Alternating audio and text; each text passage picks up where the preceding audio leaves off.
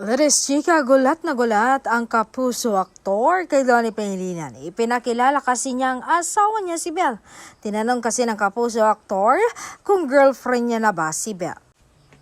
Pero dinirekta na daw sinagot ng she's not my girlfriend, she's my wife, na ikinanganga ng bongga ng aktor. Pero hirit daw ng kapuso Hank aktor, akala ko kasi single siya. May balak kasi akong manligaw. Sana. Pero ang swerte mo, pre, maganda pa, mabait pa.